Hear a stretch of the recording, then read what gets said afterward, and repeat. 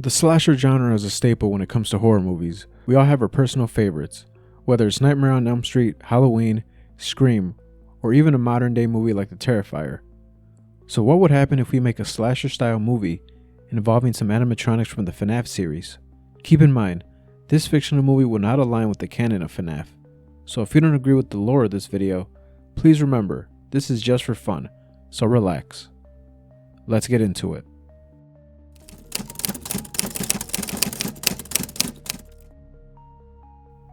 The year is 1993.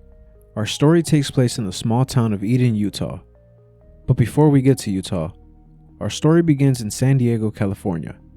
Our main characters are a group of college students played by some familiar faces you've probably seen in other horror movies. We have Melissa Barrera from the Screen series playing a character named Maria. Next, we have Caleb McLaughlin from Stranger Things. He's playing a character named Derek. Then we have Kiana Madeira from the Fear Street movies, playing a character named Alexis.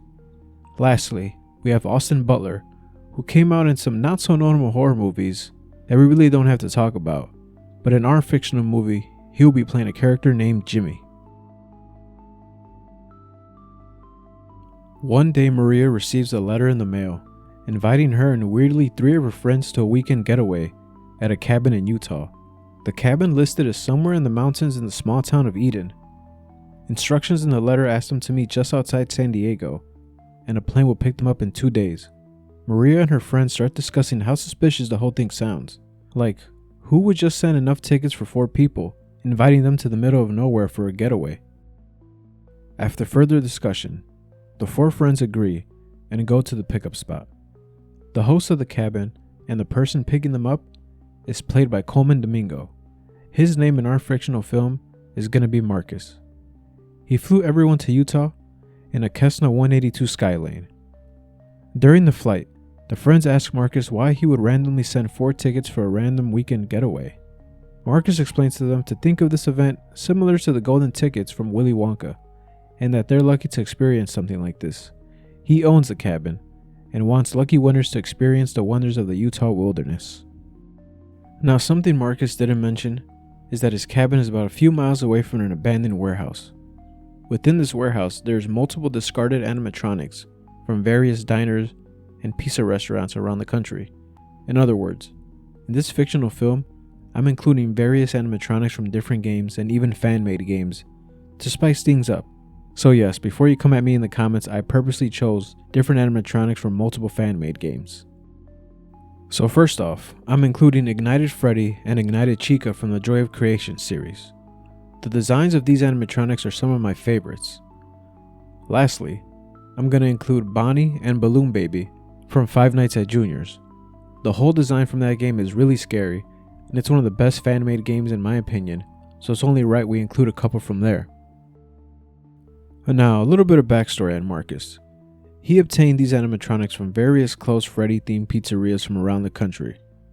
After said restaurants would close, the animatronics would be sold off at auction, and purchased by this very wealthy person who grew up watching Fredbear singing show.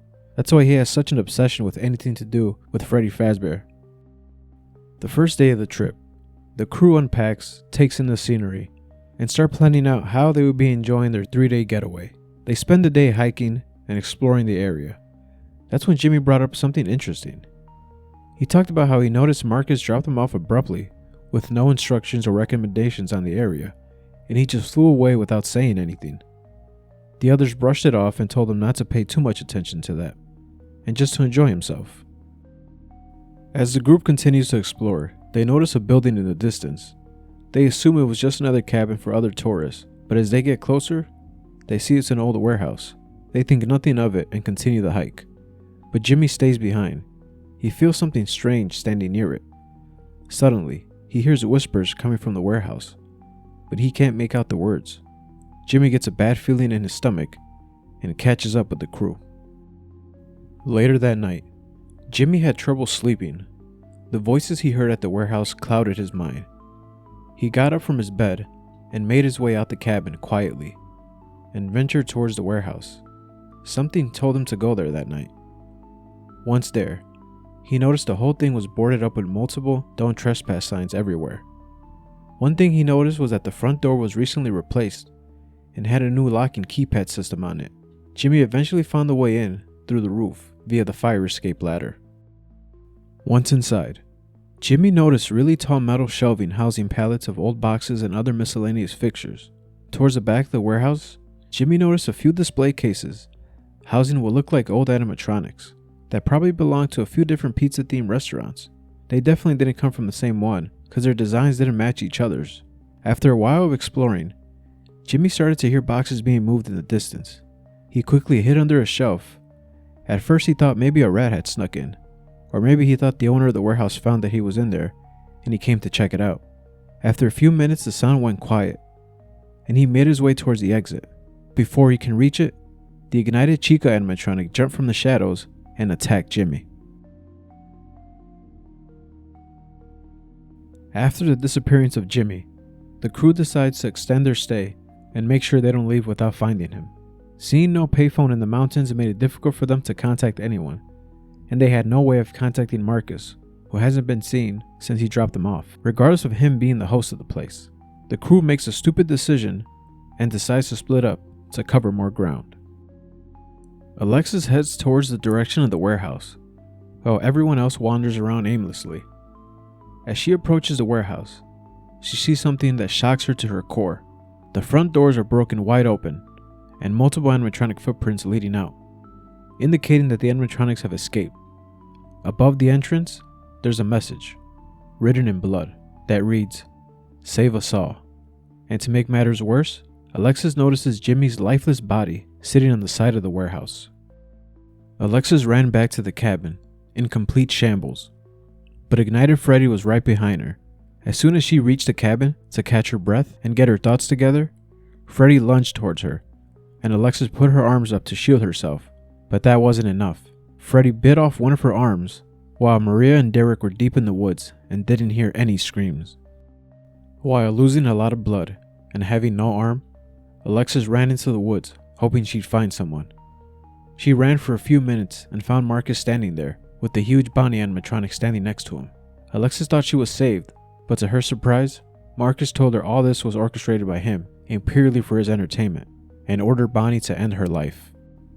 Meanwhile, Maria and Derek eventually found each other in the woods. Both of them were worried that they were never going to find Jimmy, and they started to question if coming on this trip was a good idea. The sun was starting to set, and they made their way back to the cabin. Upon arrival, there was no sign of any blood or any sign of Alexis and her missing arm. Maria and Derek knew things were starting to take a turn when they realized another one of their friends had gone missing. It was too dark to go looking, so they decided to investigate at the first crack of dawn. During the night, neither of them could get any sleep. They were having nightmares of the worst happening to their friends, and for some reason, Derek swore he kept hearing baby noises coming from outside the cabin. Maria claimed she didn't hear anything, so Derek went outside to take a quick look. Once outside, he saw what appeared to be a small boy running back and forth in the bushes. He thought it was a lost boy who got separated from his family. The closer he got, he realized that wasn't a normal boy, but instead, it was Balloon Baby. Derek was frightened by his appearance, but before he could run back, Bonnie was there to smash him over the head with the guitar. Maria saw everything from the cabin. She quickly bolted out and ran towards Derek. The animatronics quickly vanished, and all that was left was his lifeless body on the grass. Maria realized her friends going missing weren't just coincidences. Someone, or something, was killing them. She broke down in tears and realized she was all alone now, in the middle of the mountains with no help. She heard footsteps behind her, and to her surprise, it was Marcus, who was wounded in his arm. She ran into his arms and explained what's been happening to her friends. He made it seem like the exact thing almost happened to him, but he was able to escape the so-called killer. Maria, not knowing that he was behind everything, decided to tag along with him to try and find some answers. Marcus explained that the supposed killer broke into his nearby warehouse and stole an animatronic outfit and is currently running loose somewhere in the woods. While hearing all of this, Maria had a bad feeling and wasn't fully trusting the things Marcus was saying. Once they got to the warehouse, Marcus had everything in boxes and his plane was parked right outside. It looked like he was getting ready to leave. Maria started to question Marcus on his suspicious activity. She questioned his disappearance since he dropped them off, and how he suddenly appears out of nowhere when all her friends are dead. It makes it seem like he orchestrated the whole thing. Marcus at first denied everything, but after a while, he gained an ominous grin on his face, and told Maria about his hobbies. He likes to travel the country and purchase old animatronics off auctions, but not just any animatronics. He likes to purchase the ones that are rumored to be possessed by souls of victims. He went on to explain that since he's very wealthy, he gets so bored sometimes. He gets so bored that he likes to buy properties and loan them out to unsuspecting tourists and send out his possessed animatronics to murder them for fun. Maria couldn't believe what she just heard, but before she could speak another word, Marcus used Bonnie's guitar and knocked her out with it. He dragged her body and stuffed her in a gray bunny suit and left her behind. She eventually opened her eyes, but couldn't move for some reason, and couldn't even speak. All she saw was Marcus and a group of movers packing the boxes in a bigger plane and eventually taking off, leaving her behind. Till this day, Marcus continues to purchase more animatronics for his evil intentions.